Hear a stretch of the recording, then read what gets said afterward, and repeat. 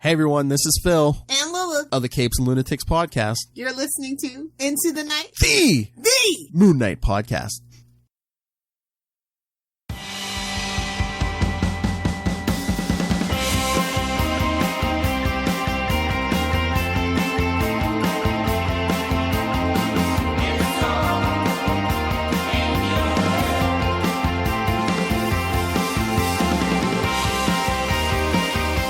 Yes, welcome back, Looney listeners. This is Into the Night, the Moon Knight podcast. This is episode 238, and you're with your High Priests of Khonshu, Ray. Hello. This is a Moonshine. I didn't put that in the prompt sheet, but yeah, I've just called it the Moonshine, and we're back to a new comic book review, baby. And joining me for this adventure is the other High Priest of Khonshu, Rebecca. Rebecca, welcome. Hi. Yes. Rebecca's joined us for, hopefully, touch wood, Rebecca. Yeah. You know, most, if not all, of the issues of the current series. It's great to have you on all of them. Yeah, I'm hoping to. Like time zones allowing. Schedules and stuff. But that's really cool to have Rebecca. And also returning after our chat with on Lena's article on Understanding DRD Part 2 is the power of Chad. Chad, welcome back. Hello, how's it going? Yeah, good, Chad. Good, Chad. Pretty cool chat that we had earlier on. As just looking at video here, Rebecca's being assaulted in the best possible way, if you can say that. You'll have to see the video if you want to know what we're talking about. But yes, welcome, Chad. Great chat. Looking forward to having you on this one as well. I mean, we have got Jed MacKay and Alessandro Cappuccio's latest issue of Moon Knight, issue 3, and I should say Rachelle Rosenberg as well. Oh my God, fantastic colours in this issue. Fantastic colours in this issue, yeah. Oh, gee, so really have to make a shout out. I reached out to her a little bit on Instagram because she was asking, she had that, ask me some questions, I've got some time and I'll see if I can answer, and I just kind of fanboyed saying, I really love the colours on Moon Knight 3, well, what's behind it, all that. So, definitely great work from Rachelle. As always as well, to top the show, a big thank you to Patroonies, those listed as co-producers and executive producers on each of the episodes. Also, they are listed on the Patreon temple over on itkmoonnight.com. A big thank you to Daniel, Drew, Justin, Derek, Kyle, Wayne, Jordan, Josh, James, Anthony, and Michael. And as for our sponsors, two of these are our top tier Patroonies, Tombs on SoundCloud, and also Lurk Music on Bandcamp. Both Drew Tombses, one of our Patroonies, works for music. He produces dance music on SoundCloud under Tombs, and he does horror and sci-fi inspired soundscapes under Lurk Music on Bandcamp. Also as well, a great friend of the show, Daniel Doing, cosplayer and creator, and his Fringe Knight, an original indie comic based on Erie, Pennsylvania's very own mysterious superhero. And finally, Dreamland Comics from Illinois, the superhero superstore. Get your back issues from there, order them up, hit them up on that, and make a saving. So, Rebecca and Chad. Before we get into it, Rebecca, a couple of things maybe just want to chat about. Yeah. The first one being a very random MCU rumor I heard that touches potentially on Moon Knight. And it's not from anyone that I would say that I've followed for ages or whose information is always correct, but it's so out there that I thought it's not something you would guess. I mean, it may very well be a guess. I'm putting no stock in this whatsoever. But they were talking Armor Wars, and they said there's a rumor that the West Coast Avengers will come together in Armor Wars. Whoa! I don't really? know why. Why? Who knows? But we are missing a huge chunk of what happens in the comic of Armor Wars because we don't have Tony Stark. So, and they had other rumors about Armor Wars. I'm not sure if there's any point in going into those because this isn't an Iron Man podcast, though it could be, with me around. But that one just kind of, everything else they said sounded totally likely and not that hard to guess. Oh. But yeah, West Coast. Yeah, sorry. That was just a really random because the only reason I'm mentioning it is because it was such a like we've talked a bit. I'm sure we've mentioned it before with speculation for the show. Is obviously that's one of the teams he was on, and we have a lot of the other West Coast Avengers in play now. So it's a potential, where people are saying, are they going to move towards Thunderbolts? They're going to move to West Coast Avengers. But for it to, I don't know why they'd be in Armor Wars. So, but if they are, yeah, you heard it here first from some random person on Twitter. Chad, what do you reckon? This sounds good. I'd love it to be true. Like she said, there's a lot of pieces that are just not there, though. It's like, how do you make up for that? Except for just kind of ramshackle throwing stuff together. Yeah, I mean, who do we have? I mean, I'm thinking immediately we've got US Agent and we've got Hawkeye. Yeah. I mean, potentially then that opens the door to Mockingbird from Marvel's Agents of S.H.I.E.L.D. I don't know whether she'll come back. Or they recast. I mean, or they it doesn't sound like there'll be all that much connection in between them. Okay. Cool. I mean, we have Pym around. Yeah. We just need Tigra, which I know one person at least on Twitter, the world of Tigra, she'll be over the moon with that, if that eventuates. Yeah. Yeah, but yeah, I mean that's it. I mean it's anything really goes. As you said, it's a bit of a weird one to be introduced through Armor Wars. I mean, you can make anything work theoretically. Yeah, but yeah, who knows? Yeah. Well, okay, interesting. Take it with a grain of salt, loony listeners. Any other rumors there? Did you have, Rebecca? I can't remember what the other thing I was going to talk about was. No, I can't remember. I think the other. Oh, it's Kang. We're talking Kang too. Kang. Oh yeah, Kang. You should because Well, unless you want to talk about it now. Oh, we can talk about it now because, Chad. We broached the subject in the episode prior. But I mean, I don't know too much of it. Rebecca, I know you've most likely read it. Have you read 1 and 2? I read 1 and 2 because I wanted to put. Okay. I wanted to put 2 in context. I didn't want to just. I mean, I ordered them anyway. They were just on this big pile of comics I hadn't read. So because once you told me Moon Knight was going to be in 2, I was like, oh, I wanted to read Kang anyway. But then it sort of moved up from the trade buy to I'll just get it as it's going. Because I love Kang as well, so it wasn't a hardship. But it's an incredibly good comic. Okay, I was about to ask your thoughts on it. It's really well written. I imagine as we're going through time travel and stuff, it will start melting my brain as they try and make sense of it. It's basically like Nathaniel Richards. It's basically redoing Kang's origin, but not redoing it, just telling it all. So it starts on Nathaniel Richards, and then he goes back in time and comes under the tutelage of Kang. And so issue 2, he is in Egypt and comes up against Ramatut. Okay. Which is the Kang variant. Yes. Since we've now moved to MCU naming conventions. It's basically that's who Kang was in that period. And have you guys read it? Issue 2. No, I haven't picked up a copy. No, right, I wanted to probably. So he ends up being sort of grabbed from the fighting by the Moon Knight of the time, who takes him to Khonshu's temple, and things happen. I don't want to spoil anything. It's a female Moon Knight. So yes, yeah. I think Chad, did we mention that? Name. Yeah, Ravonna. Yeah, Ravonna, Kang's great love. The thing that Nathaniel's been told to not do is fall in love, and he falls in love. I'm just trying to think what other bits are relevant. It's a cool Moon Knight costume she gets. The art looks good. That looks great. The art's fantastic. Writing's extremely good. Do you think there's a part for this Moon Knight to play in the later issues, or is this just a cameo? I think this is just a cameo. Except that she's Ravonna. So if we go back to Ravonna again and we see her in a different time period, we don't know if they'll reference the Moon Knight issue. Okay. That she was Moon Knight. She talks about her parents being the Will of Khonshu. So they were obviously involved in the Khonshu thing. So, like, given that we're about to talk about Fists of Khonshu, I thought that framing was interesting.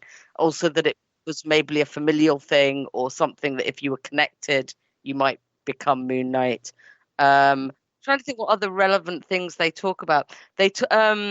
Rama talks about, I think, Khonshu being a dead god, like, or not really a god, or just not there.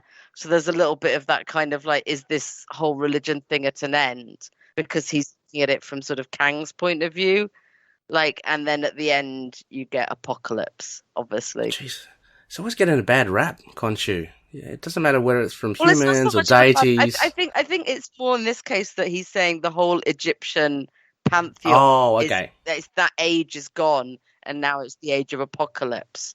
And like, so, and in between, you've kind of had Ramatut's taken over, so it's his age, and then Apocalypse comes, and so yeah, I think it's Khonshu is picked out because they've got a Moon Knight there, which is kind of interesting because, you know, it's not that long. We haven't had this sort of like long line of Moon Knights for all that long. No. Like in the sort of consciousness, and all of a sudden it's going to become incredibly relevant in this issue. In issue 3 of Moon Knight. So it was, they kind of like, considering they were out within a week of each other, it's an interesting sort of time. For me, it's cool to see another female Moon Knight, so we're not just stuck with 2099 anymore. But again, like, we've not seen many variants of Moon Knight. Like, and it's added so much to it, and it's going to be interesting to see how, I mean, Jed's the first person who's really been able to play off it. So yeah, so and the fact that it's mentioned in Moon Knight 3 and that we've even got Hunter's Moon suggests that Moon Knight is one of the characters that is in for expansion. That's, you know, so that's cool. Yeah, I love that idea. They really can kind of develop and grow that side of things for Moon Knight. And yeah, you're right. We did see, it was kind of like the floodgates opened about this whole thing. About it started with the Bemis issue. I think I'm going to say 189. It's the second issue of his where he spoke of that legacy. That kicked it off. Then we got Jason Aaron doing his thing. We had the Order of Set stuff. What was that one? Oh, Serpent War. Serpent War. Yep, and the Cullen Bunn annual Moon Knight annual with Kang. So, you know, in the space of a couple of years, this whole thing is kind of, you know, exploded. Really taken off. Yeah. Yeah. Chad, what do you reckon? What are your thoughts? I know you're kind of on board with it, but what are your thoughts on this whole sort of thing of Moon Knight being a legacy, like, that people pick up, you know, from the caveman to present day? Like, some people online were going on saying that, you know, Ravonna is the new, like, brand new first Moon Knight online. It's just like, are you kidding? There's, like, it's great to see more Moon Knights. That's awesome. But, I mean, they have it dated back to 1 million BC with the BC Avengers. So it's like, if you actually read the comics, you'd know that was incorrect. But... Yeah, that 1 million BC, that Moon Knight was pretty cool. I remember. Yeah. Was that the one, not the caveman one, like we saw on the Jason Aaron one, but it was the one where he ends up sitting, like, face to face with her? Because that was another female Moon Knight. Yeah. That's the ancient Mesopotamian one. Yeah. And that was, I think, an awesome one. Yeah. Doesn't that predates the 1 million BC? Terrible with my... Does it? Oh, I don't know. I thought she was meant to be the very first one. I can't remember. Maybe. Yeah, I'm not entirely sure how I thought. I'd have to read it all again because, like, that's the problem with, like, reading them in passing. Is that you kind of forget what order they come in. Like, you remember the issues, you just, because they're all within that 2-year period, and we're like, but with massive month gaps in between them. Yeah. My headcanon, I'm going to just say she is, until I reread the annual. So, why not? Stubborn Ray. Any other news? Any other things that we want to kind of, before we jump? There's plenty here, Looney listeners. We got a mountain of feedback, but there's just so much to talk about for this issue. So, unless there's any other little tidbits? No. Can't think of anything. Moon Knight's almost finished shooting. That's about it, isn't it? Like, yeah. That's exciting. Left, like a couple of weeks ago.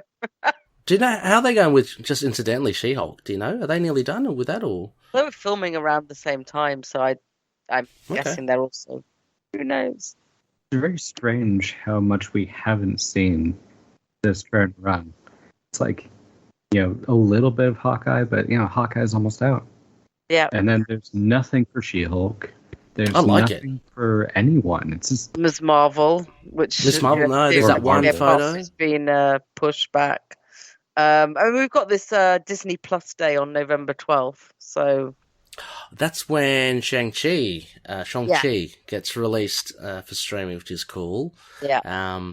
But also there's going to be some Marvel snippets, so I'm guessing we might get teaser trailers for all of them. Oh my gosh, that'll be so cool. Or photos or posters, or we might get a date for Moon Knight. Yep. I'm still holding onto the fact, that Disney Day. Yeah, hopefully if things work, we can do like a watch party or something. I don't know if it's streamed or it's yeah, but we've got to do something to make sure that we get the news as it comes to hand. So, exciting. All right, well, how about we dive into this? And I haven't actually spoken to either of you about the synopsis, if you'd like to read it. Anyway, I'll figure that out as we go along. Looney listeners, what we usually do, if you haven't listened before, not only for new comics, but our comic book review, we'll go through the credits, where you can source this material, then we'll go through a bare bones, which is a synopsis, followed by just some notes. We're just basically going to discuss it, what we thought was good about the writing, art, themes, characterizations, any references, and then we're going to cap it off with a moon rating system. Now, I guess I should always ask, Rebecca, what moon rating system would you like to take on board? I have to decide now, blimey. Let me have a look. Let's see Connor's. Yeah, of course. Connor Shoes gets one tally there. How about you, Chad? Yeah, I'll take Connor's. Take Connor's. Why don't we just all do Connor's? Because I feel like doing a bit of Connor's rating system too. So we're going to go with the Connor Shoes rating system. If you don't know what that is, you'll find out soon enough. Okay, well, how about, just on the fly here. Rebecca, would you be able to? Yeah, I'll read the whole thing. Don't you worry. Yay! Any mistakes to raise, though. Oh, they are. I just want to point that out to everyone. But don't worry, I'll be. But he put in the work to summarize it, so I'll be polishing it up, Rebecca. There'll be good reverb. Don't worry, and the background music, and it also as well. I'm quite happy. I think I told you both. So I because Wiki, how anyone can put something on Wiki. Yeah. No one was putting anything on the Jed MacKay. How dare they? Issues. I know, except the solicit synopsis. So I thought, no. Exactly. Get on it, wiki worms, wiki people, you faceless people. So anyway, I thought, look, I'm writing these things, I might as well just chuck them in there. So yeah, if you do see it, Looney listeners, I haven't plagiarized. That comes from here. This is Reis. This is the raw genius and hodgepodge and everything. So anyway, we are going through Moon Knight Volume 9, Issue 3. It's called Two-Fisted, released 22nd of September 2021. Rebecca, please refrain from any sort of remark. Writer Jed MacKay. No remark. It's all in the face. Jed MacKay, writer, penciler, inker, Alessandro Cappuccio, colorist, Rachelle Rosenberg, letterer, VC's Corey Petit, and editor, Tom Brevoort. Now, we've got some covers from Steve McNiven and Frank D'Armata, and a variant cover of, I believe, the 10th anniversary of Miles Morales, and that's by Greg Land, Frank D'Armata, and there's another one with Rod Reis as well. He does another variant.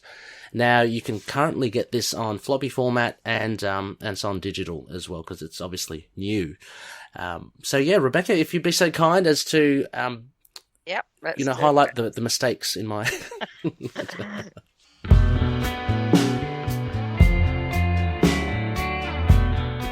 Dr. Sterman and Mr. Knight discuss a matter troubling Mr. Knight. From his confrontation with Hawley, Mr. Knight now knows someone is behind the scenes contracting killers to break him. Dr. Sterman wonders whether the reason Mr. Knight called an emergency session was because he suspected her, but she's surprised when he admits that he fears it's actually himself intent on his own destruction. Later, Reis approaches Mr. Knight, concerned he's going back on his word to protect the likes of herself and Terry, both vampires, as Terry was found attacked and injured from multiple crescent darts.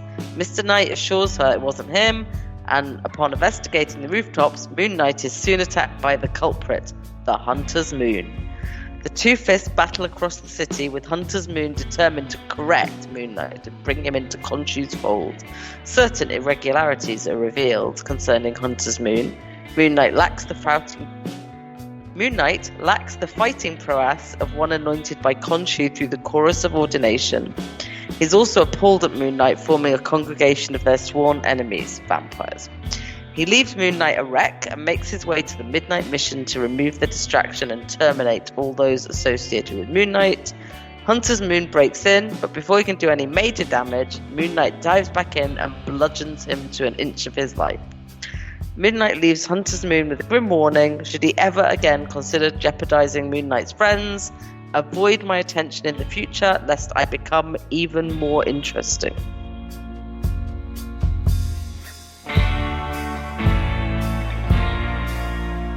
Yes, so that was Two-Fisted, issue 3 from Moon Knight. Chad, overall impressions. I mean, what did you make of this issue? I think it was fantastic at its portrayal of action, and I love that Mark was essentially too much of a street fighter to line up to traditional fighting stances and stuff. We've always known that Mark is just one of the best combatants, despite being human. So this just proves it even more. It's there's this supernatural heirloom abilities, and he just too much of a mongrel for him.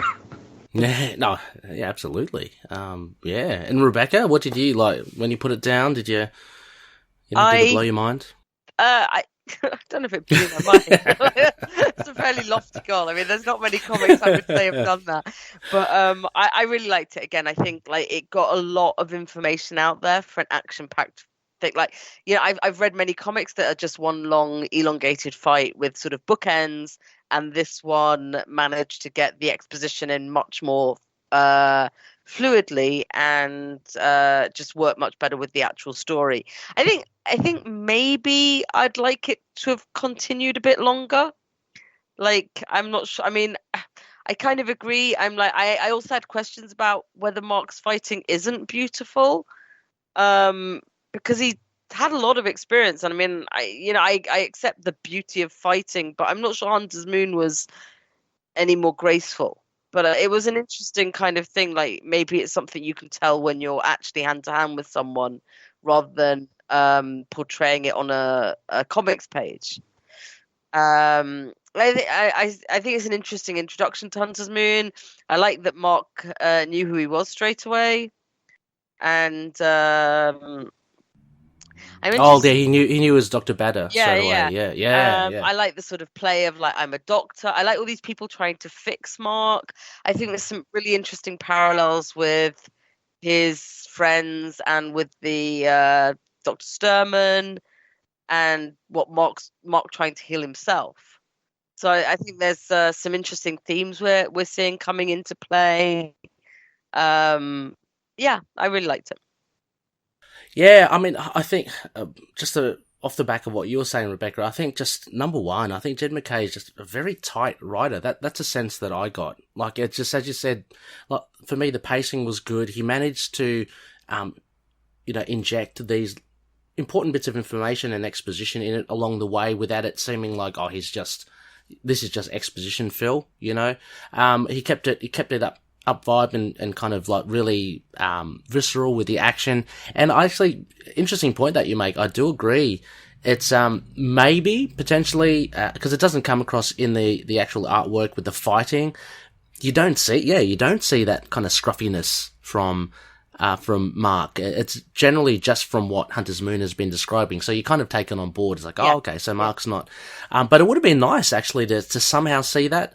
The way I maybe kind of rationalize that was, it seemed, but then again, Hunter's Moon was doing it as well, but Moon Knight seemed to just be taking a lot of hits, and he was kind of getting up, and he was looking a bit more scraggly.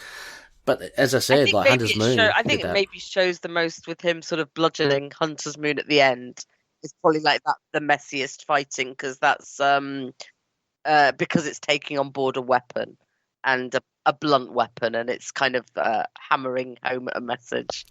Yeah, well, yeah, literally hammering home something. I'm trying to hammer that into Hunter's Moon. Yeah, I like that panel. Like you see Reis, and I don't know the name of the other vampire. Terry. But Terry's the red. Isn't he the red-headed guy? And then there's another. Terry's the redhead. Soldier was there too. Soldier was there as well, which I like. Yeah. Yeah, and then there was that people up. Yeah, and then there's that third. Oh yeah. vampire. I don't know what his name is, but I wonder if I reread the first 2 issues, if I would. Yeah, maybe it would be in there. I think it was Shannon. Okay. You're just making that up, Chad. Come on. Oh, come on. I'm totally joking. Driving a drink here, bud. It's going to bludgeon you. No, but I like that panel because, it just showed that, okay, this guy's just off the wall and he's doing whatever, like vicious stuff. And Hunter's Moon described him as well. You fight like an animal as well. And there's almost this kind of arrogance in Hunter's Moon saying, you know, you don't have the moves, and it's kind of meant to be like graceful and fluid. And so it really gives it this sense of, I don't know, formality to be the Fists of Khonshu, and I like the fact that that Moon Knight's just kind of against that. Jed's writing I think was very cool. If we open up to like particular notes throughout the issue, Chad, what do you want to chat about first that kind of really struck out? It was very how do I put this? There wasn't a lot of exposition, like there wasn't actual talking between the characters. There was a lot of insults, and they're tearing each other down, but there wasn't dialogue. There didn't seem to be like a connection between anyone. It was just events that happened. Yeah. Well, I think it established, one, that Moon Knight is kind of Mark Spector's against the grain when it comes to Fist of Khonshu. So that was the big thing. And then number 2, I think that thing of, another reveal is that apparently vampires sworn enemies of Fist of Khonshu because they're night, beasts or whatever. And these guys are protectors of, travelers of the night. So I thought that was a nice kind of reveal. Whether or not Jed has been influenced from the Dracula meme, I don't know, but it seems that vampires are becoming closer and closer, more ingrained with the Moon Knight culture. But there was just a lot of like insults hurled their way. But I don't know. Rebecca, did you? I think his little talk with Reis at the beginning was probably and Dr. Sherman were probably the biggest conversations we got in terms of like normal conversations, and they were a little bit like, not get this out of the way, because I think Jed is a better writer than that.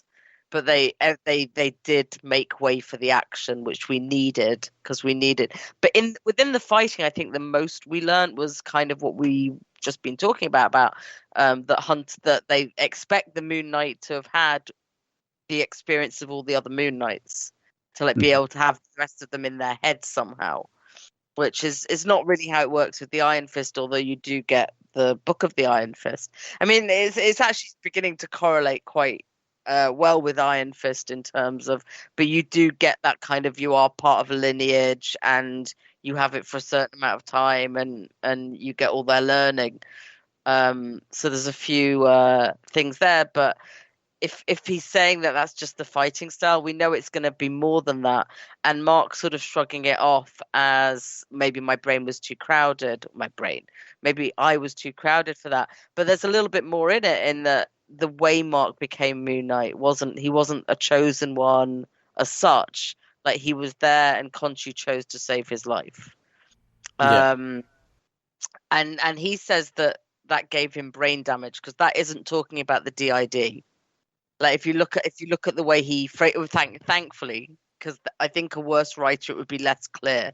But I think because we've had the setup with Jed talking about what it does to your mind to be in the presence of an actual god, and that's been part of that conversation, that like so Mark actually says like all Khonshu ever did was give him your miserable life back, and it's like, I'm sorry, Mark, but there's been some good points in that miserable life that you got back. Like Marlene and your life with Stephen Grant.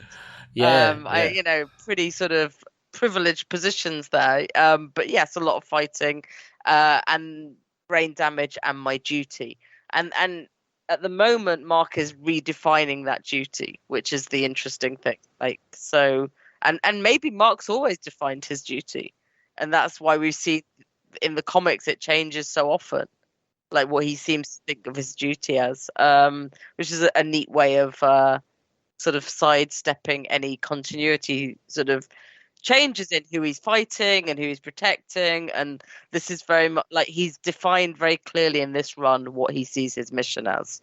So and that happens to include, and he explains to Reis why that includes her and Terry and why it didn't include the others. But yeah, so the brain damage is referring back to that. But like, yeah, I think essentially Chad's right, there's not a lot of exposition dialogue, but I think there's quite a lot of information we glean from it anyway. Yeah. Oh, no, for sure. Look, someone else raised, one of the other Loonies raised, you spoke about Iron Fist, Rebecca. Someone made the parallels between that and Black Panther, because apparently Black Panthers, they gain all the knowledge and the skills from the forebearers of the title. So there's a similarity there, and what Moon Knight now has been established. With godhood, I guess. So yes, and Bast being an Egyptian pantheon. Yeah. So. Exactly. But yeah, the brain damage thing was a important point. Again, referencing also goes all the way back to like Ellis and the Wood Run, where Ellis starts to kind of question this idea of Khonshu and how he plays factors into Mark's mind. And of course, this is the focal point of Jed's run. It was established in issue 1 with that discussion with Dr. Sterman about, I forget the terminology. Was it servitude or something to do with when a deity or something touches you, like your mind, and you're different. Yeah. We talked. So about that. Don't expect me to remember these things. Come on. Yeah, exactly.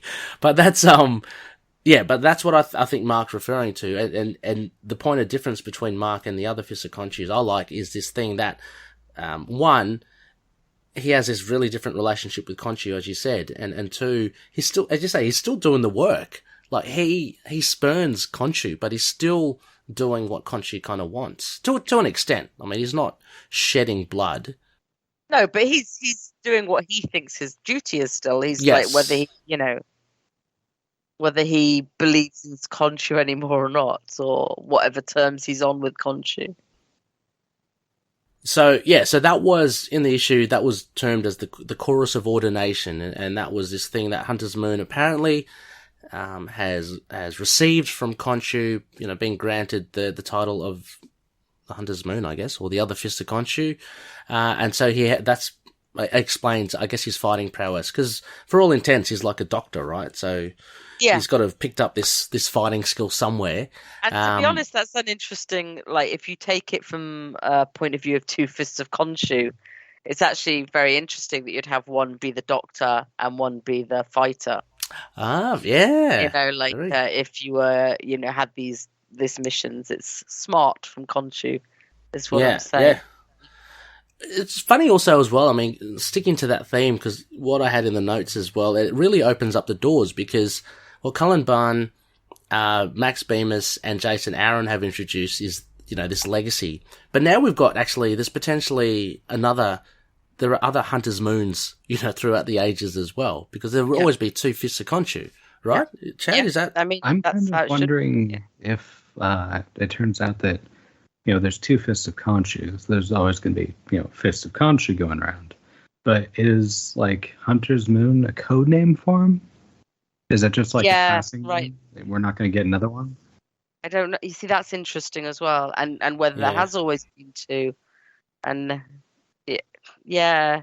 Or, I mean, like, I think we're going to talk about a theory later that maybe there hasn't, but like, if we take it for what's on the page, it does imply that there's always been, and then and there's also within this within Khonshu's sort of priest godhood and congregation, there's a chorus who would be a group that can give you a gift in your ordination as one of these positions. And like I said, in Kang 2, we now also have the Will of Khonshu. No idea if that will ever go anywhere, but it was an interesting, like, you know, it's not explained at all. She just says her parents were. So, you know, like, but it seems we are building up an actual religion or a religious order, I'd say, because it's not necessarily the same as a religion would have all the different, the whole pantheon, presumably, because if, you know, and then, but you have this religious order of Khonshu that's going to have, as many religions do, some sort of structure to it.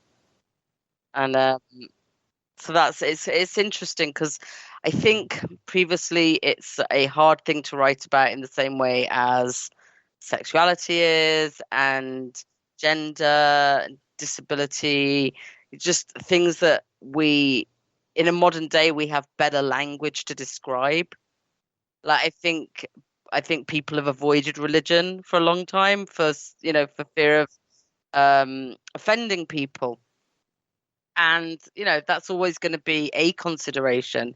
So it's always interesting to me when somebody goes into this when it's, you know, they're not from that culture. And like, I you know, there's always going to be things that I don't think we're then capable of commenting about, but we take what's on the page and we're just going to go with that. But that's kind of how it sounds, is that if we believe what Hunter's Moon is telling us, then there has possibly always been two fifths of Khonshu.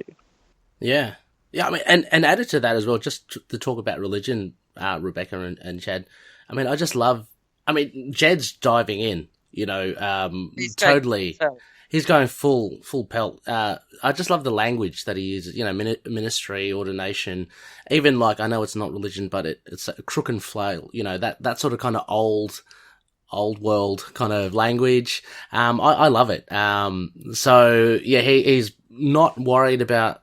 I think he's just diving straight in and really trying to set up this kind of this tone for the book, which goes to one of the only note I put in the thing is that to use the word errant in the comic at all, in a comic called Moon Knight, made me immediately go to knight errants, which is a medieval thing.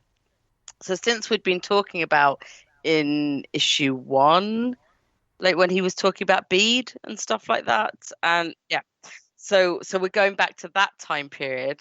And a knight errant was a knight who was looking around for adventures to go on, which is so clearly what Mark is currently doing. That it's just like, and it's not like he doesn't say knight errant.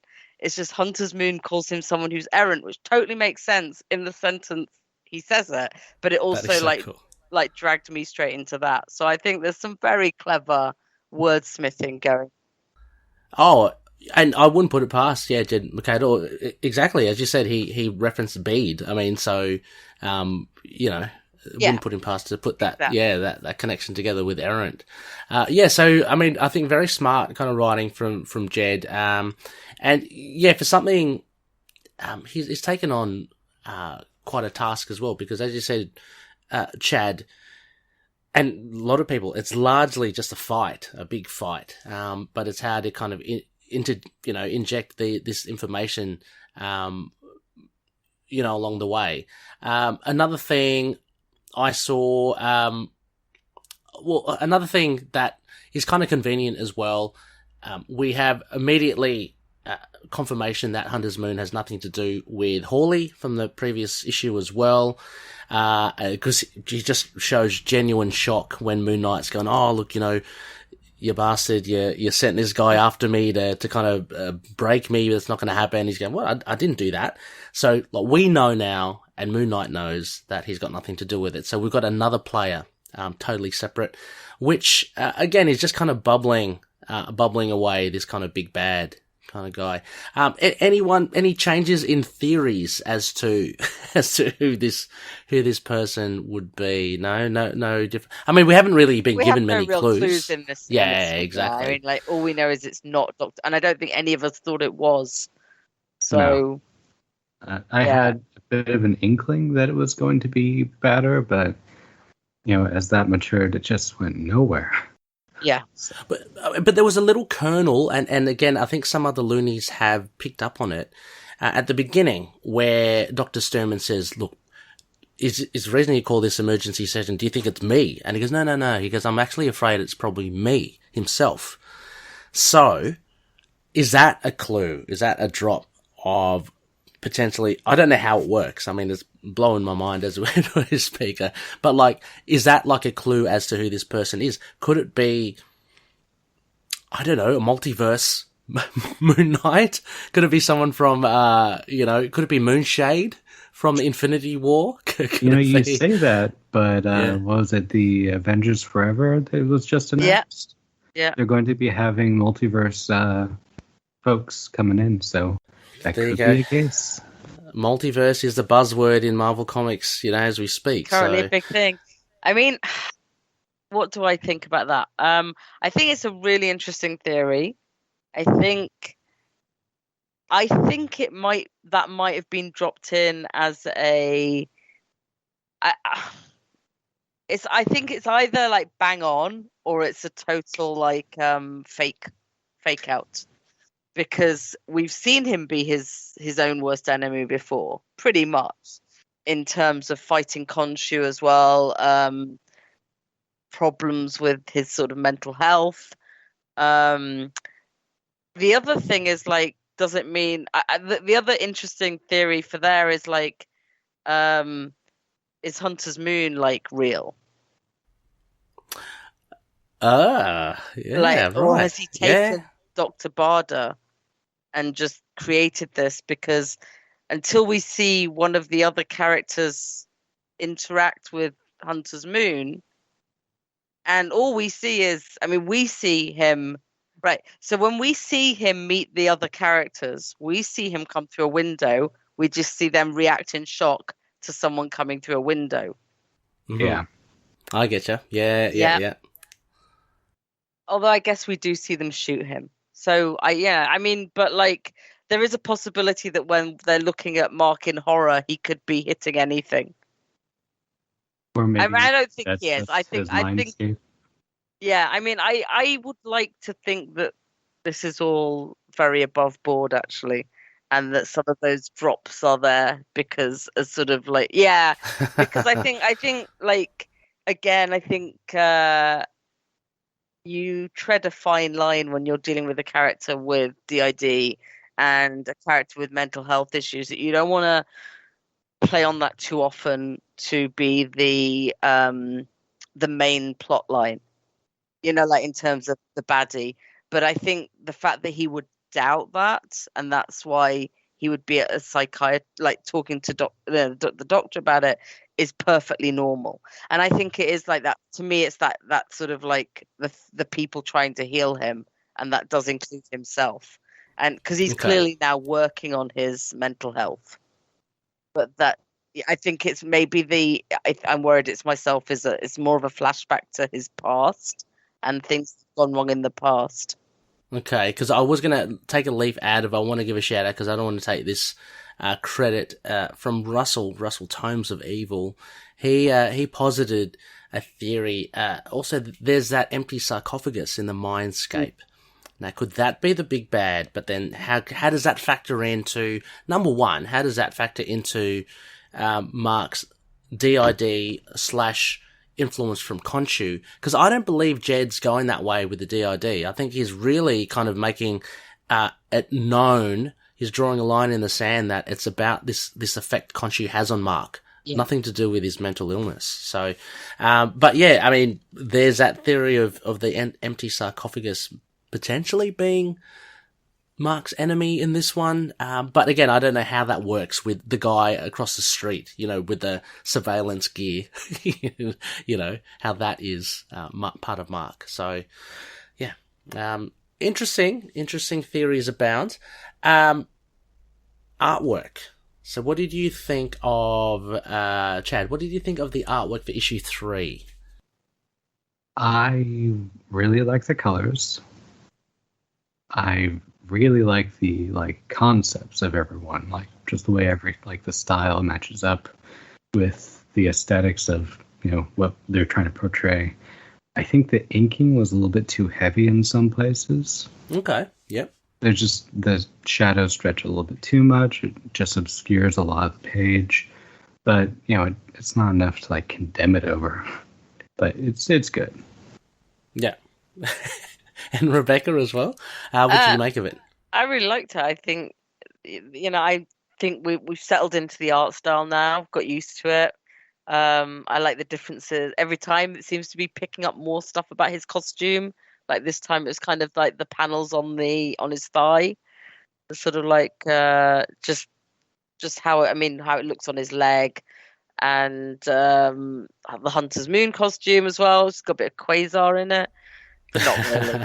That's just because it's gold. It's got armbands. I'm being funny. But yeah, that was some really great cape stuff.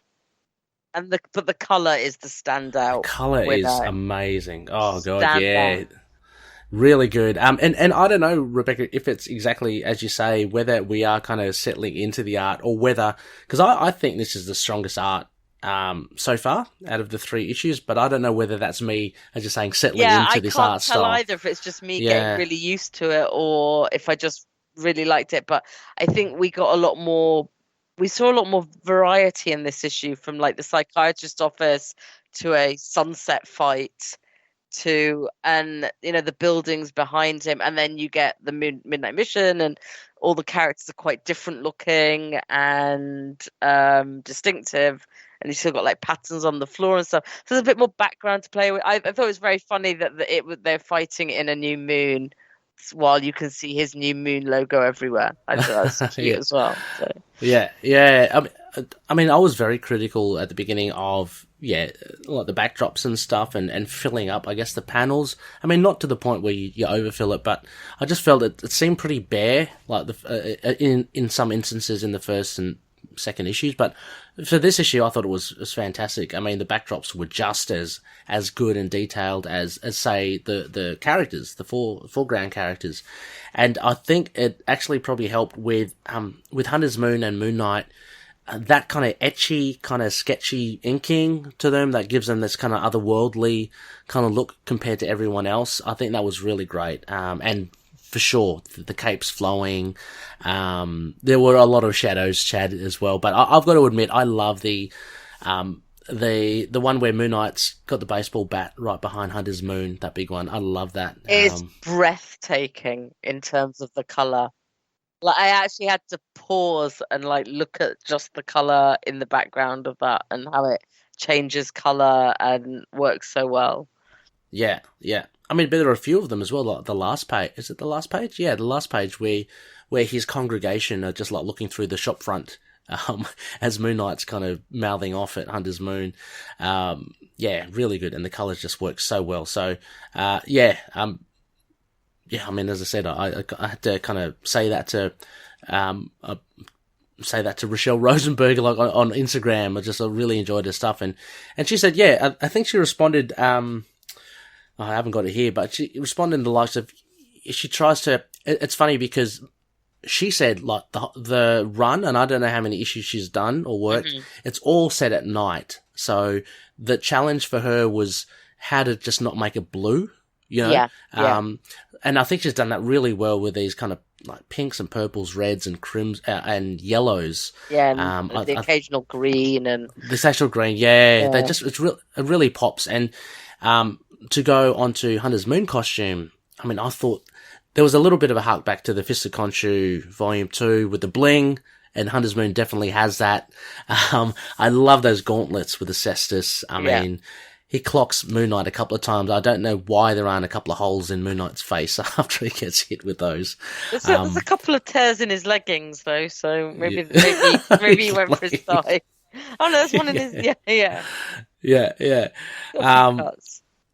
It was funny. I was kind of looking. I was looking at the action scenes as well and trying to see the action flow, and see if they worked. And I thought I picked up Hunter's Moon was a bit more of a southpaw. But him being, I guess, if he's the left fist, I don't know whether that works into it or not. But yeah, the art I think is very solid in this. I really enjoyed it. I thought it was a lot more solid than the previous ones. Let's see, what else can we go to? We mentioned like vampires, like now becoming part and parcel of Moon Knight lore, which again I guess goes hand in hand with werewolves. So that's pretty cool. A couple of references then. I thought there were plenty of references here. The first one for me was through the Dr. Sterman session, and again we get a mention of the committee, so that harks back to Doug Mensch run, Charlie Houston run. I'm really glad that we got the Society to Sadiqs, from the Bemis run, we know that, and again a mention of Eliza Warsame from Ellis and Wood. So again, Jed sticking close to the source material, which is good. Also as well, I thought there was some really good kind of parallels with again both the Houston run and the Ellis and Shelby run. Now that fight scene with Hunter's Moon on top of the rooftop, where they kind of fall next to like the fire escape and at the bottom, for me that felt kind of like the bottom. The Houston, like with Bushmen, so I thought that whether or not that is or not, I thought it was pretty cool as well. And I'm gonna say it now. I think it's probably gonna be up in the feedback, but someone mentioned the grappling hook to the face of Hunter's Moon, reminiscent of the Shelby issue 5 Scarlet issue where he just takes out a guy as he goes up the apartment block. That was pretty cool too. But I don't know, any other notes or references that you caught, maybe Chad? That I mean, I made a meme about Moon Knight just being a dude that carries a stick. That's right. That's right. It becomes really basic, doesn't it? Just a stick to just pummel someone. You can't get any need more to change. All That's you it. need. You can't get any more primal than that. Trained fighter, just not trained by Khonshu, apparently. Yeah. I mean, geez, you're right. I mean, he's like, what, CIA, Marines? Mercenary. Like, he's fought before, but I guess mostly with guns and stuff. And we've seen him do tons of hand-to-hand fighting, though. I mean, like, he may not be elegant, but he gets the job done, and that's really all that matters. He's elegant enough to manage it in a cape, which Steve Rogers couldn't. Yeah. Well, also, as well, it surprised me that he actually, like, it was a good fight, but I was actually half expecting Hunter's Moon to kind of win, maybe the first round or something. Mm-hmm. But he ends up actually just beating the hell out of him. That's what I really like about. That's why I don't think the reference to him being his own worst enemy. I think like Jed's having a little play of like what we expect, and while also setting down that Moon Knight is badass. Because we expect Hunter's Moon to win, to teach him whatever lesson he's come to teach, and then but maybe now he'll come back with more of the chorus. Who knows? I mean, he's just, I was kind of... But Mark has won round 1. Yeah. I'm sorry, Chad? I was kind of thinking that a chorus, like the chorus of ordination, that might be like an actual like spiritual event. Mm-hmm. I mean, a chorus ordination of angels does sound like it. Yeah. Yeah. So I don't know. I mean, maybe Moon Knight's going to get brainwashed or something. That didn't go well in the was it the Society to Sadiqs or I remember that. Okay, but he also ate a dolphin that was rabid. Yeah. Another random act from Moon Knight as well. Hunter's Moon, it'd be interesting to see how he kind of regathers himself. Does he team up with his big bad? Now, does that bring those two guys together? Do we see Hunter's Moon again? I guess we'll just have to kind of wait and see with regards to that. There's also, I picked another little bit of a reference as well, which Moon Knight mentions Osiris's death. Oh. And I thought it'd be very geeky about this. And he threatens Hunter's Moon, like, I'll do to you what they did to Osiris, if you don't get out of town, basically. And so anyway, that's a reference to Osiris, obviously one of the deities as well. He gets murdered in the mythology by Set, and things are kind of all kind of wishy-washy because there's not enough text, so things chopped and changed throughout the ages. At one point, he was thrown to like a crocodile or a bull to his death. The other, he was thrown into a river. But essentially, he gets cut up into pieces by Set for sleeping with Set's wife, Nephthys, and his remains get scattered all over Egypt. 42 pieces, each representing the 42 nomes or provinces of Egypt. So that's the threat that Moon Knight wants to bestow upon Hunter's Moon. So yeah, he what I love about Moon Knight as well, and we've been through it before, like with his savagery, with his fighting prowess, but he's just, even the way he talks and carries himself, he's just like uber confident. He's just I'm really liking such him. a badass. I wouldn't say arrogant, but he's just really confident in himself, and I really like that. It's such a difference in seeing other iterations of Moon Knight, and again, it harks to that real strength that Mr. Knight has in the Ellis run. If you only have to look at issue 1, where he's just so sure of himself, and when he goes into the sewers, not even fazed by this Frankenstein of a monster, and that sort of thing. So I'm liking that's being done over here as well. All right, any other final thoughts on this? I mean, kind of like the whole Osiris getting chopped up into pieces. One thing is, when he got cut up into all those pieces, he was missing his parts, like his downstairs bits, which, as the king of gods, sort of emasculating. And by the time they put him back together to be resurrected, they just kind of scrambled and brought in some reeds. That's it. Oh, okay. I thought you were about to say they found it, they put it like on his face or something. His nose is like, oh my. Okay. Oh, that's terrible. I mean, what a fate to have. So that's I think once you're chopped into bits, then you don't notice the rest. Exactly. Yeah, that 40-second bit's like, well, I'm pretty sore as it is. So, but yeah, I don't know, Rebecca. Any other final thoughts on this before we potentially give it a rating? I don't think so. No. Yeah. Mm-hmm. Okay. Pretty happy with that. Well, let's get it to it. We've all got Khonshu's rating system on our minds, so I don't want to do it to you again, Rebecca, and have you lead off again, because I know that you kind of. I'll go to Chad then. Chad, what would you give this issue 3, Two-Fisted, by Jed MacKay and Alessandro Cappuccio? I put down a 7.5. A solid round boy. Solid round boy. Sorry, what was that, Chad? A 7.5.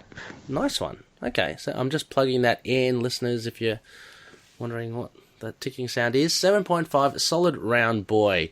Rebecca?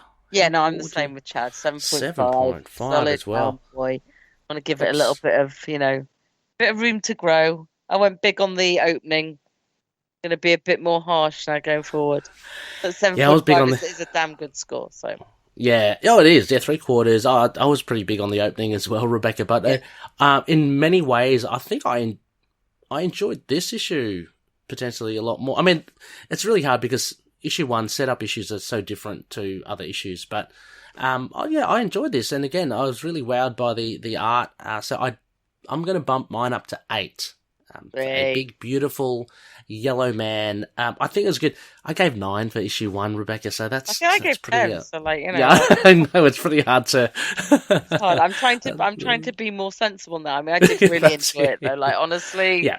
I don't think there's been a misstep so far in the first 3 issues. But it's not sustainable to keep. I'm trying to score it against my all-time faves now. So yeah, okay. And look, before we head to a break, then, and look, just to be, this might be mean, but I'll ask from each of you then, if you were to be critical, like if there's one criticism from, like as you're saying, Rebecca, it's quite, he hasn't missed a step. But if there was one thing out of the 3 issues so far that's kind of like, if only they kind of tighten this up, what would it be? Any thoughts for that? Chad, I'm going to go to you first. I'll throw you in. I miss Mark's family. Okay, yeah. That's a fair point. Yeah, that is a fair point. That would definitely be for me. Any reference to any of the extended friends or family, or even to Mark, even to Stephen and Jake, and like I know they're mentioned because they're mentioned because Mark's there and mentioned. But yeah, I'd like to. I'm starting to get like I'd like to say I just rang X person, or for his coffee that Reis brought him to say Gina's on it, or something like that. Yeah, like, it doesn't have to be an explicit scene with them, but I would like them to be mentioned because I still feel a bit unstuck from time with it. Like I don't know, unstuck from, like I want to know what's happened, and I think that's very much something that only people who are long-term fans of the character will feel, because we built up a relationship with those characters. So, like, you know, like I think, like, there's nothing wrong with the comics in themselves, but you know, yeah. And actually, that's great point there, Chad. Because I was trying to think in my head as well while I was asking the question, but yeah, I'd agree as well. More so, maybe maybe seeing like Jake and Mark and Stephen. I think because I mean, don't get me wrong, I love seeing Moon Knight and Mr. Knight, but we rarely have seen. I think issue 1, you just see photos of Jake and Stephen. Yeah, you've got him in the dreamscape, but like, but we haven't seen, him really like without the mask. So, if anything, that would be. But like I said, I mean, I am enjoying Reis's development as a character, and I love her, and I love Terry, and I love Terry, Soldier. Yeah. I'm glad we've got Soldiers back. Yeah, I'm glad as well. Yeah, that's what I mean about enjoying the fact that it's expansive. So I'm enjoying I think bringing this many new characters this quickly and having us like them all is quite something, because I like Dr. Bardra as well. I mean, like, he's an antagonist, what the hell, but he seems well developed, and I like the psychiatrist, and I know she's not new, but you know, no, but I like what we're getting. The sessions are good. Yeah. No, absolutely as well. I think that's great. Soldier, so funny because issue 2 with a name like Soldier, I was thinking, God, he can't be just like used one and done. He's got to be. So I was glad to see him in the mission as well. I'm hoping we get time to see them flesh out as well. I mean, because we have to invest some time in Reis, of course. But, the likes of Terry. Terry gets a little bit of a role here. Like the other one, we don't even know his name. We'll find it out for next time. Yeah, we'll find out. And Soldier, I want to see more of Soldier as well. So, very cool. So there you go, Loonies. 7.5, and then 8. So, roughly 7.6 from all of us. Fantastic stuff there. Now, look, we might just go to a quick break because we've got to get ourselves ready. We've got a nice mountain of feedback from you all, so would love to just read that out. And if any of them drop in some new thoughts, it'd be great to chat about. So, on the other side of the break, we'll catch you for our Nightlines feedback. Catch you soon.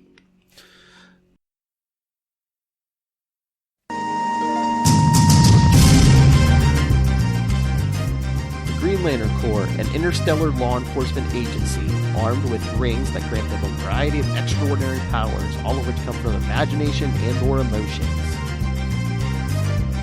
Their names are many and famous, including Alan Scott, Hal Jordan, Guy Gardner, Jon Stewart, Kyle Rayner, Simon Baz, Jessica Cruz, and Sojourner Mullen. If you're a fan of the Green Lanterns, then please come join me and my co-hosts every week on the Capes and Lunatic Sidekicks podcast for Sector 2814, the Green Lantern podcast.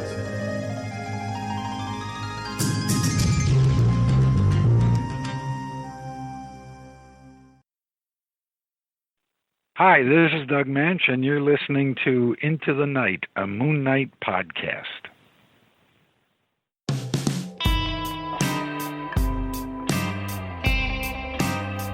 Yes, welcome back, Looney listeners. You are listening to Into the Night, the Moon Knight podcast. This is episode 238, and on the other side of the break there, we have just, Rebecca and Chad and myself have just discussed the latest offering from Jed MacKay and Alessandro Cappuccio, issue 3. Now, we do have some feedback here. It's so great. Thank you so much, Loonies, for dropping in feedback from all over the place. And I think we'll just do this as we usually do. Chad, have you got it up on the screen as well? Excellent.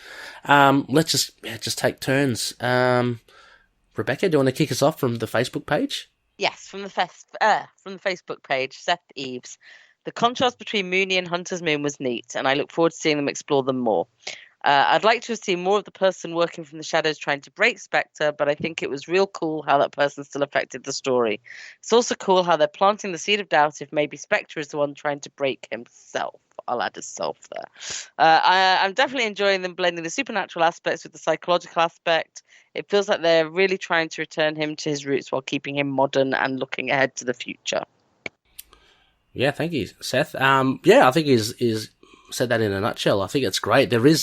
For me, there's a lot more of that modern, kind of like a nod to the more modern runs, which is really, really cool. But yeah, looking forward to, I guess, the supernatural elements. If we're gonna go all the way back to Werewolf by Night, I guess that does lean towards that.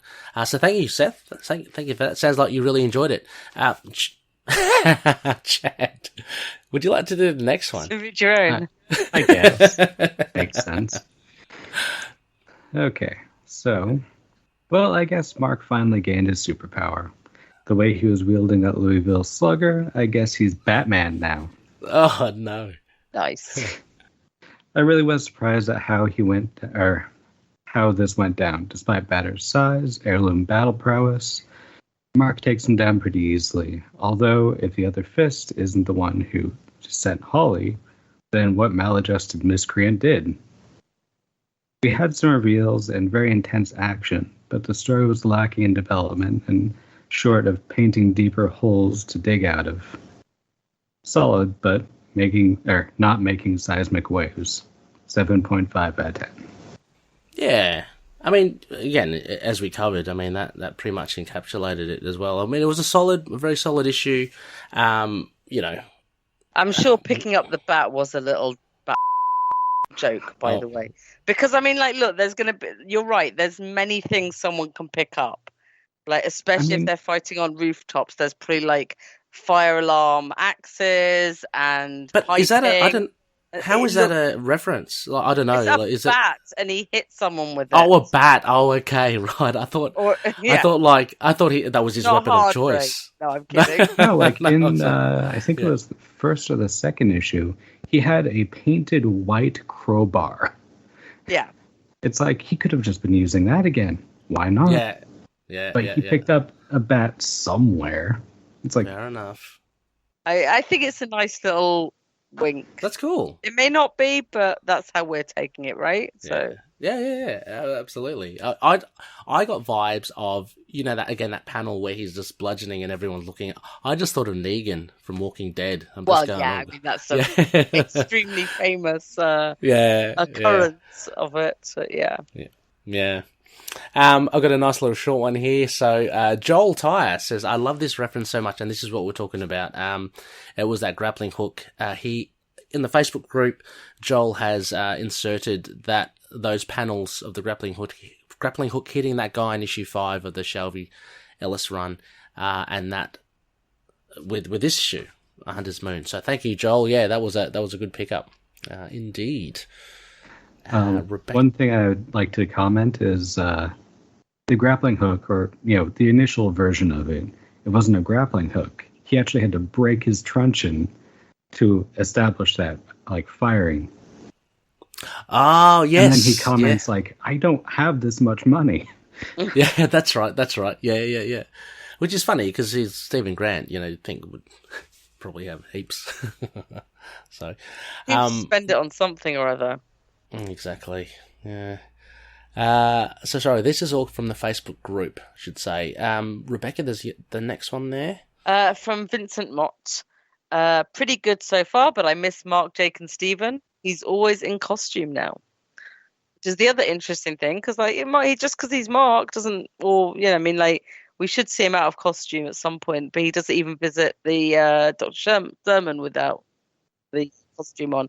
So there's something going on there. That's not the moves of someone who's 100% healthy and happy with themselves. And clearly, I assume he sleeps during the day. So yeah, we need to see him in his boxes. Basically, I'm with Vincent, and I think I'd like to see what he sleeps in, which I assume is his boxes. I can always bring it back to that. Let's. It's the boxers and the mask, 24/7. Well, the thing is, issue 2, even when he's eating that Chinese takeaway with Reis, he doesn't even take off his mask as well. Yeah, so he's refusing to show his Mark, Jake, Stephen face. But yeah, Chad. Yeah, we've got the next one here Croy from Cardamom. Another epic issue. I love the series so much. I really dig the way that they use Mr. Knight and Moon Knight separately. The action was fantastic. Dialogue was great. I can't help but wonder if the profile is the person trying to break Moon Knight from the shadows. Ooh, good. That was one of the guesses, wasn't it? That's one of the theories. I can't remember who said that, but it might have been me. That is a very good. Along with my Fool Killer one, we'd have to go back. But I think the profile's definitely raised. I think interesting. Didn't you say despair as well? Yes, that's my great guess. Come on, that's the best. Yes, the profile would be cool. It is a good pick, Corey. But there is that thing that Jed did tell us, Rebecca, that it's not a Moon Knight villain. So he could be lying. You can't always believe them, but to be honest, I don't think it was me that said the profile, so I'm just going to admit that straight away. You were trying to grab it. No, I think I said the profile I thought might be in the TV show. And that. Oh, yes. Yeah, sorry, so that's why I'm saying up front it was not me, but I would quite like this. But yes, Jed did say it wasn't a Moon Knight villain, but let's see. Well, let's see. I'd love to see the profile in either the TV show or the comic book series, so just putting that out there. Next, we have one here from Josh Johnson, no stranger to the show. And Josh writes in, while it's great seeing some moony fisticuffs, this issue committed another sin in regards to things I hate about modern comics. A fight for the sake of a fight, and long drawn out as well. There's nothing shown building up this big showdown. Hunter's Moon attacks Reis's friend off page and then just randomly finds Moon Knight on rough, and they fight and then vomit some generic we're the same but I'm better exposition. And then they fight and then move a location and fight some more. What's the point of dragging it out when the results would be the same even if the fight was 3 pages? Moon Knight wins. How about use some of the page real estate to show us Batter's backstory or how he came to be in the service of Khonshu to help set the fight up? Because at this point, all we know is he's a doctor at the clinic, is somehow in the service of Khonshu and wants to fight Moon Knight to be the better fist. I can't be the only one that needs more than that. I did like Moon Knight's conversation with Reis on why he killed the other vampires but spared the others. That was a nice little moment. The art is really the only saving grace at the point for me because it's fantastic. I think the fight itself is laid out pretty well until it became too bloated and long to the point it became boring.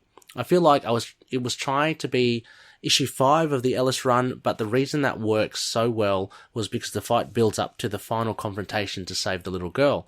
Where here, it's just a slugfest that kind of means nothing and has no payoff. I do like the gold on Hunter's Moon's suit. It reminds me of the Fist of Khonshu suit. 6 out of 10. Fair enough, Josh. I kind of go the other way. I love my action scenes, so, just give me a lot of action. I love it. But yeah, fair enough. And absolutely, perhaps the real estate could be used elsewhere. I'm sure we're going to get an origin of Hunter's Moon down the line. I'm sure we are as well. I think. Yeah. I think the thing I agree with most, but I didn't pick it up, is that you've got that me, but in a different color suit, kind of like the fighting themselves, which is a sort of standard superhero trope. But I think, given that we've never heard of another Fist of Khonshu before, set that aside for me. It's like, kind of, okay, you can explain that at some point, but like, it was very much like Black Panther fights Killmonger, or Hulk fights Red Hulk, or Shadow like Knight. Shadow Knight, yeah. But we just don't see it that much in Moon Knight, so I didn't pick up on it. But I think, I guess we all just see these things a little bit differently. Yeah. Again, this is a weird thing, like with trade. I mean, if you slap this in issue 3, the middle of an arc, it may not be as like boring as an issue. Like, we wait a month each month, and this is like just a portion of it. So again, it's kind of how it's structured. But thanks, Josh. I mean, all valid. I guess your points as well. Rebecca, back to you. From Douglas Jonathan Vincent, do the full names there. I like the action in this issue and the dialogue that revealed more about the characters, why Moon Knight didn't kill Reis and her friends, and the things that Hunter's Moon revealed about Fists of Khonshu. The only thing I didn't care for was Mr. Knight telling his therapist that he's afraid that he himself is the one who's trying to destroy him from the shadows. I thought, oh please, not this again. The secret evil altar trope has not only been done to death, it's also very stigmatizing. It's a lot of the reason why people tend to not trust us, people with DID systems, because they're afraid that an evil altar might come out and kill them, which in turn is a lot of the reason why DID systems are afraid to tell anyone about our diagnosis, or sometimes afraid to seek therapy at all. So I really hope that's not the direction that MacKay is intending to take this story.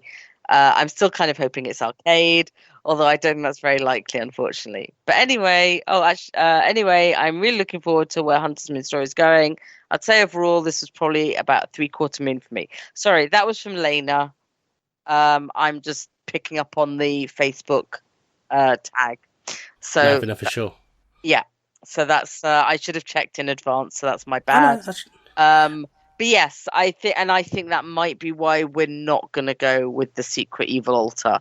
But I understand why Mark would bring it up within his therapy session, because it's something that Mark has been uncertain about himself before. Not if part of him was evil, but like if he was his own worst enemy. So I'm seeing it more as your own worst enemy rather than actual evil. But obviously, and that's why I think that won't be who the person in the shadows is. So no, cheers, Lena, and I mean, I responded to this as well, and look, we'll have to wait and see as well. But I like to think that Jed's not going down that route as well. I took it more as that, as we were talking about before, that way that Khonshu affects Mark's brain. I think that's what Mark was alluding to when he's saying, that's what I thought when he's saying, I'm afraid it's myself, but he was referring to not his DID, but how his mind has been affected by Khonshu. But again, we'll have to wait and see, and I can understand totally where that frustration would have come from reading that, Lena. So no, thank you very much for your comments there. Chad, you got yours from your good buddy here, Rick Ball. I'm a man of few words. Issue 3 was a knee slapper. 9 out of 10. Going back to the slapping. I just slapped my knee for Rick. Yeah, me too as well. In honor of Rick, a bit of a knee slapper there. Thank you, Rick. For sure. You really enjoyed it. I'm glad. I know Rick really does like the art as well. A lot of people talking about it being manga kind of adjacent, like the look of it. Rick certainly was telling me it has many similarities. Another one here from Kyle Carr, fellow Petruni. My only complaint is that it was over too fast. Oh, love to hear that. As Jim Ross would say, what a slobber knocker. That's an even better one. Knee slapper. We got a knee slapper, now we got a slobber knocker. Thank you so much, Kyle. I'm assuming that equates to a 9 out of 10 as well or something.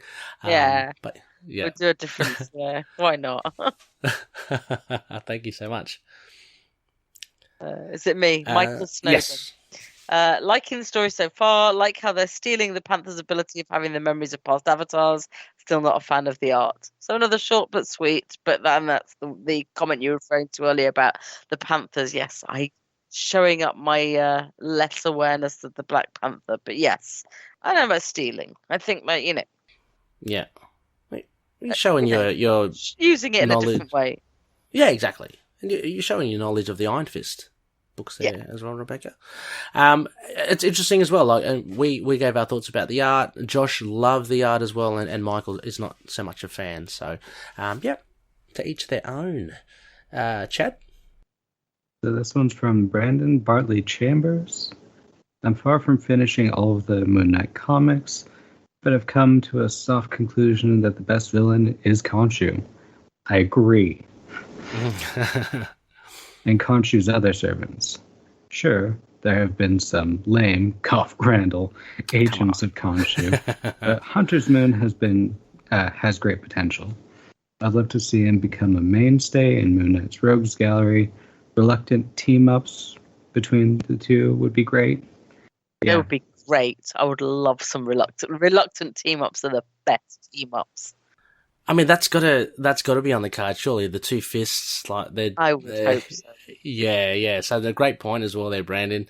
Hopefully we do see it, and as mentioned, Khonshu, a big ticket villain.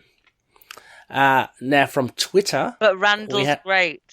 Randall is great. Yeah, Brandon, come on. Just got some terrible comics. He's great, though, as a concept.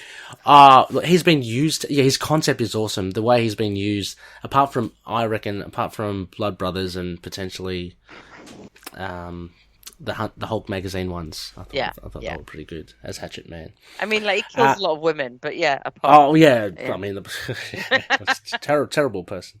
Yeah. So from Twitter, thank you so much. We got a little comment here from Danny at DannyWWHI.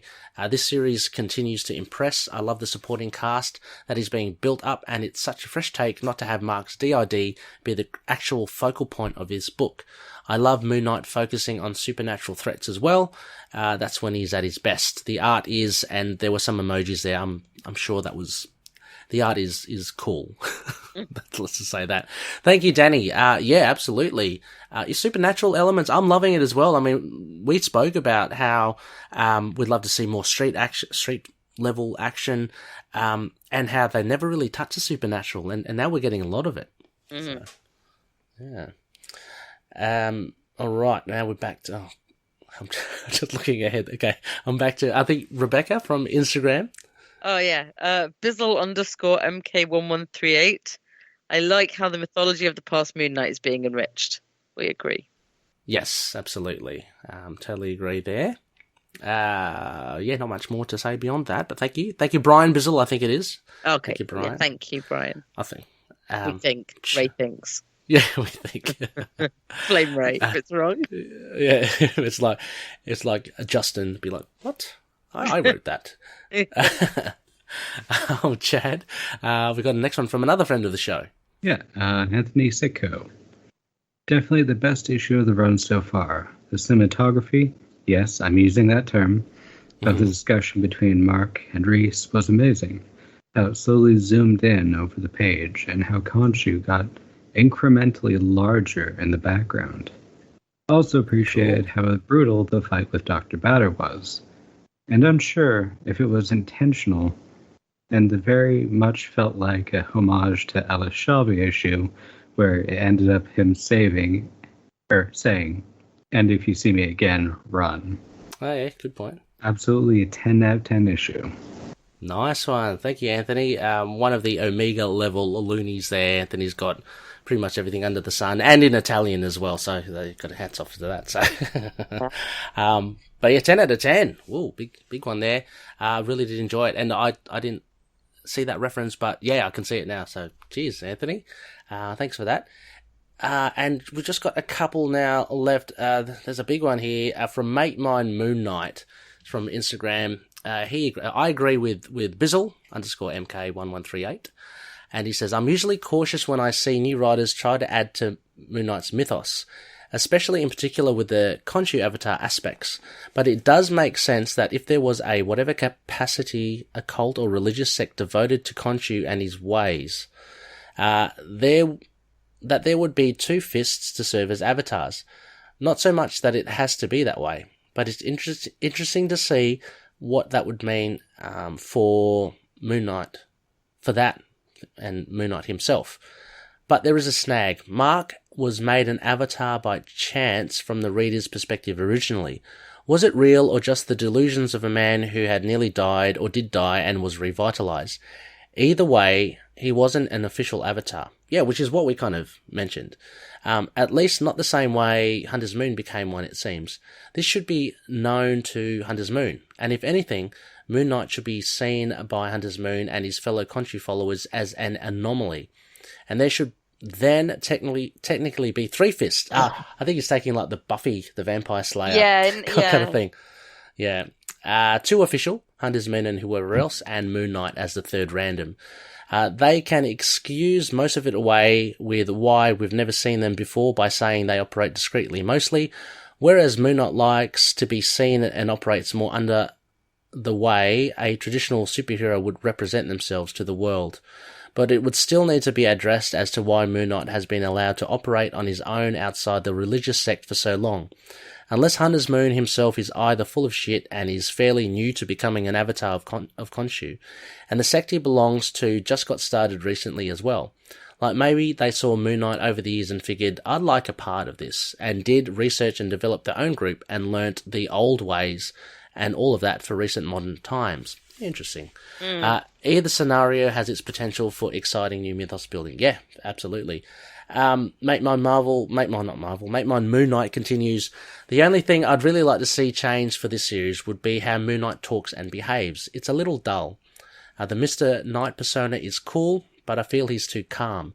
It comes off and works well in certain scenarios when a villain thinks they have the upper hand, but Mr. Knight comes in and pulls a rug under them and strolls in all chill because he knows he has this situation under hand. But for things like talking to Reis or his therapist, it's just dull dialogue. Not saying MacKay's writing is dull, and just the actual in-story, in-universe interactions with Mr. Knight and others. Like he has no real personality. He actually almost comes off like how a therapist would when they talk to their patients and clients. I also feel the Mr. Knight persona negates the need for the other personas like Jake and Grant. He has the upper crust presentability of Grant and the open access of going around town and talking to people like Jake. It's fine for some of the time, but I feel it's overall not needed if Moon Knight is going to be Moon Knight in the traditional way we know him, caped up. They have to choose. Either have him be suited up or, with a tie or caped up with a hood. I don't know. Both could work. I just need to see it handled a little differently to make it work better overall. So thank you so much, Make Mine Moon Knight, for those comments. Interesting points about Mr. Knight kind of negating all the other identities, which we kind of touched upon. Yeah, I think he negates them in that sense that he can go around, I guess, dressed like that. He does have access to the town here. I don't know about the upper crust, but he's certainly doing, I mean, given that he's working at night, I guess he may not need as much daytime kind of going to meetings and parties and stuff. But but we know from the mindscape that they're still there, and I think it would just be nice to know how they fit in. So, it's an interesting that Mr. Knight does take on some of those. I think it's the same comment about his speech patterns. I think they're very deliberate and very confident in some ways, but to me they're not boring. That's always going to be a very subjective thing. Yes. Yeah. I mean, they're not, if you compare it to the Mr. Knight of the Ellis run. Just very different. I mean, but I think he still gives a lot. As we've discussed with the Reis conversation and the Sterman conversation, there have been many things that you can kind of glean from it. You know, it's not just kind of just talking for talking's sake. So, but fair enough. I mean, yeah, hopefully we'll see something different along the way. Make my Moon Knight. Chad, what did you think about? I thought that was a really cool take on Hunter's Moon and there potentially being 3 Moon Knights. There's, at that point, how many fists are there going to be? Like, sure, there's 3, maybe there's 4.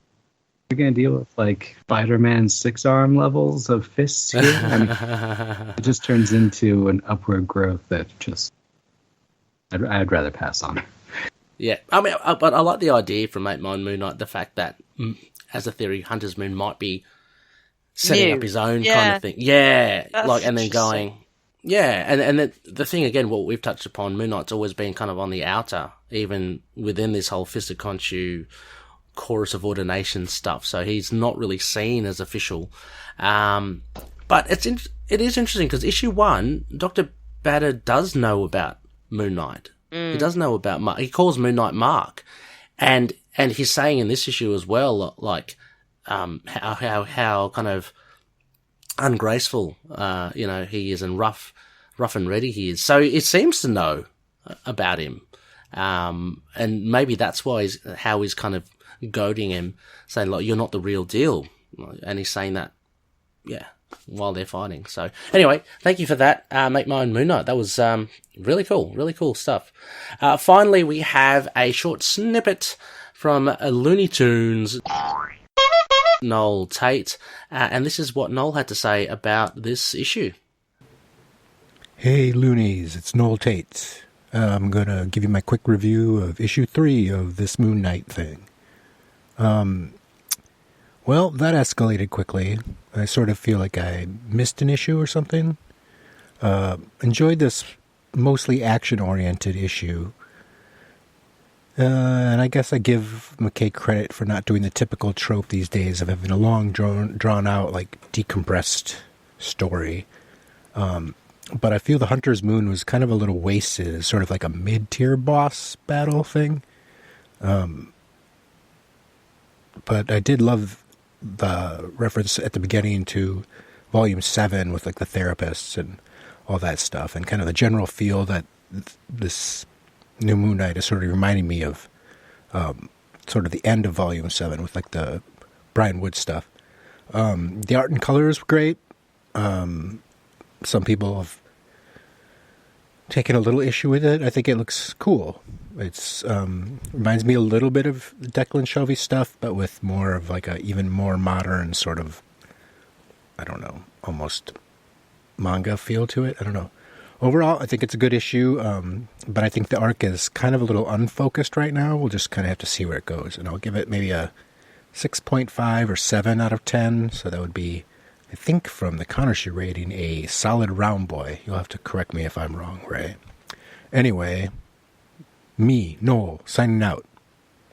Yes, thank you, Noel, for those kind words about the issue as well. Yeah, it did escalate quite quickly. Really quickly. Yeah, I mean, we did get a lot. I mean, again, like, we did get a lot here. We got what we were hoping for. Like, we hardly saw Hunter's Moon in issue 1 and 2. He's just been there, so this is the payoff. So yeah, solid art as well, and a 6.5, 7 out of 10, which again, no slouch of a score. So thank you, Noel. Thank you, Noel, for that. Well, that pretty much, I guess, wraps it, unless any final thoughts on the issue or otherwise, Rebecca? No, I can't wait till we get back to Mystery Man behind the curtain, though. So yeah, I'm hoping that's next issue. So I can't remember the solicits. I have no idea what's coming up. So the cover has got Tigra, so I'm wondering how that's right. She's going to pop in, isn't she, to try and help him somehow? Yeah, that's pretty cool. Yeah, final thoughts, Chad, on I guess coming up or this issue? I'm still holding out, saying that Batter can transform into a werewolf or were creature. Yeah. That. I need some werewolves in my life. Not a werecat. I'll take any were animal. I'm like non-discriminate. Not a spider, I think, but other than that, Yeah. No, it should be fun. I can't wait to see Tigra and Moon Knight interact as well. I mean, if it's really cool. It's such an obscure kind of teaming up in the sense of, I mean, they've had the history, but we haven't seen them much really, apart from West Coast Avengers. So it'd be really interesting to see how Jed treats that. Mm-hmm. Spectacle. So a big thank you both, of course. Chance to plug anything here. Rebecca, I know you're just as busy around the podcast traps. I never feel like I am, but apparently I am. But any other upcoming episodes other people may find you in? The DCAU podcast, we've done a couple of not great films. If you want to hear us dunking on animated DC films, that's where to find it. And I did one on the Immortal in the Iron Fist podcast recently with Connor. We looked at one of the Orson Randall standalone comics. That was quite fun. So nice. I want to hear about noir detective Iron Fist. That's great. Orson as well. I mean, who doesn't love? It's always going to be fun. Yeah. And how are you finding your journey through DC, like the animated DC films? Are they good? Like, I find there's enough to enjoy in most of them that it's worth it. But I don't think many of them have lived up to how amazing people told me that it was. Okay, interesting. Yeah, so I mean, I'm not hating them. I just like, and we've got a massive run of one coming up. So, oh god, yeah, fantastic. And Chad, any plugs? I mean, nowadays I'm basically just doing the Harlock meme page, but that's it. Captain Harlock and the Arcadia. Excellent. We'll go check them out. Again, these will be in the show notes where you can tune in or where you can drop a line into on the page. Next phase, Loonies. We're going... next phase, sorry, I've just had a look at the prompt sheet. That's kind of wrong. But anyway, next phase, we're going to an idle chat again. And that will be, I'll have on the show Drew Toombs, so one of the top two patronies. Looking forward to chatting with Drew.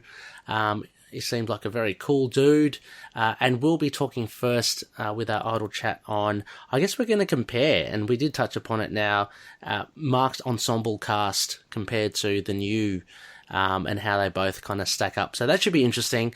I mean, I know there's a lot of Frenchie lovers and Jenna lovers and stuff. So, how does the new crew rank? I mean, albeit we don't know too much about Soldier and Terry and such, but Reis and Dr. Sterman.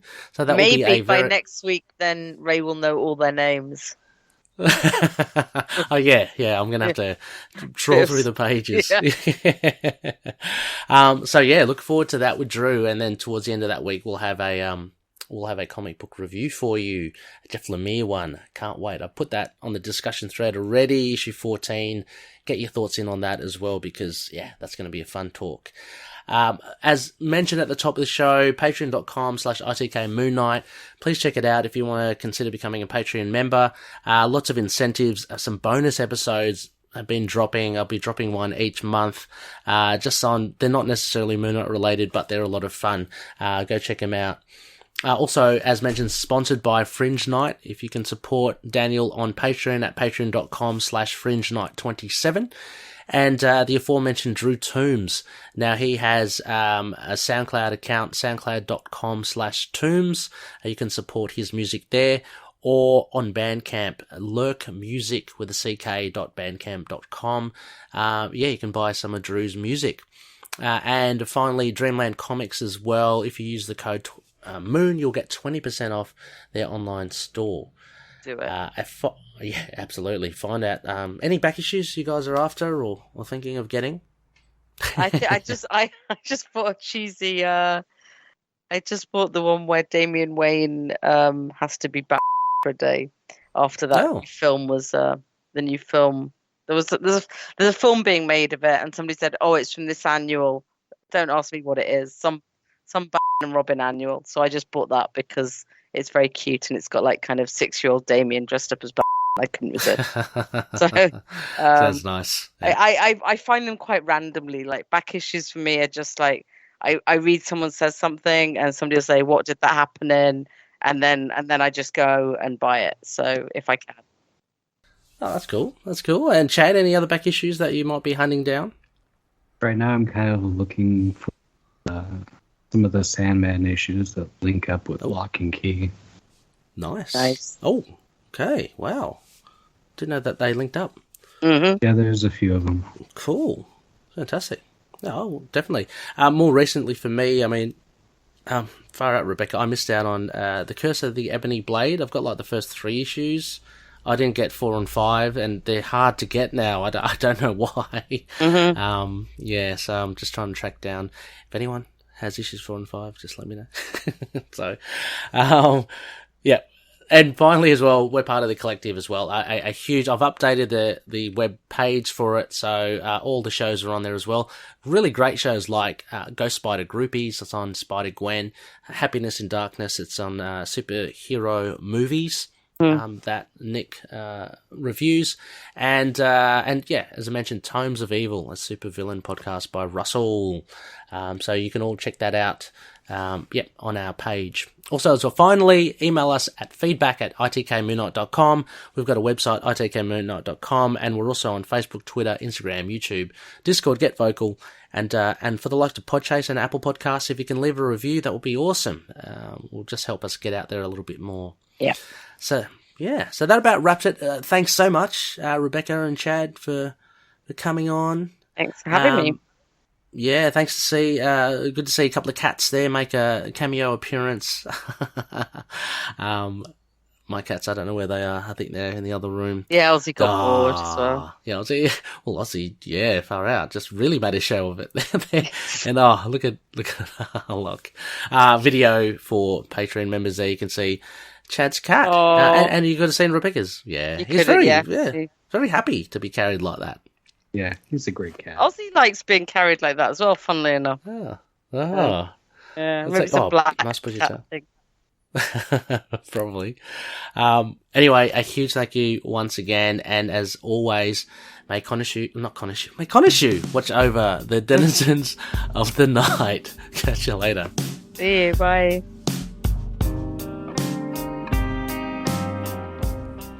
Moon Knight and affiliated characters, stories and events are properties of Marvel Characters Incorporated.